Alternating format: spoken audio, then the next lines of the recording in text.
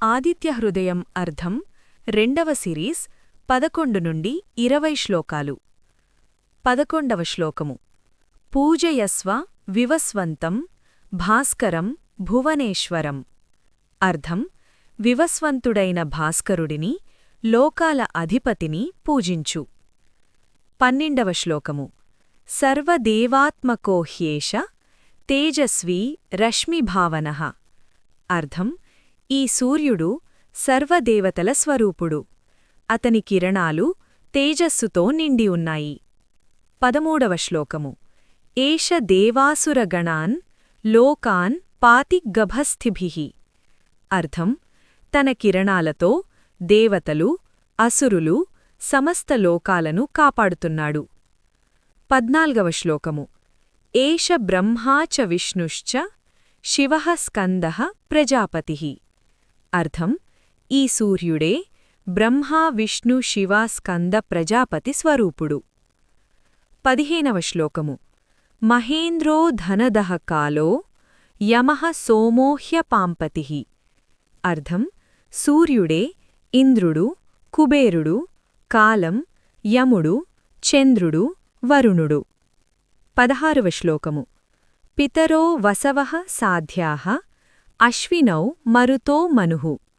అర్థం సూర్యుడు పితృదేవతలు, వసువులు, సాధ్యులు, అశ్వినీదేవతలు, మరుతులు మరియు మనువుల స్వరూపుడు.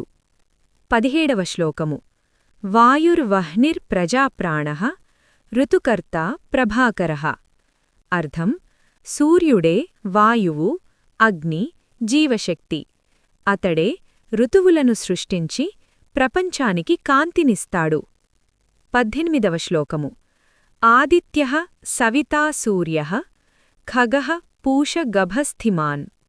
అర్థం సూర్యుడికి ఆదిత్య, సవిత, సూర్య, ఖగ, పూష, గభస్థిమాన్ వంటి అనేక నామాలు ఉన్నాయి.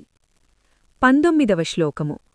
సువర్ణ సదృశో భానుః హిరణ్యరేతా దివాకరః. అర్థం బంగారం వంటి కాంతితో ప్రకాశించే భానుడు, ప్రపంచానికి పగలు తీసుకొచ్చే దివాకరుడు. 20వ శ్లోకము.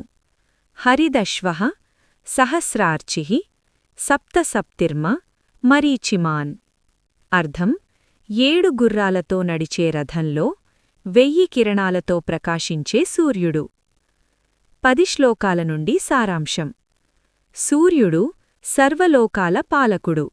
సూర్యునిలోనే సమస్త దైవశక్తులు నివసిస్తాయి.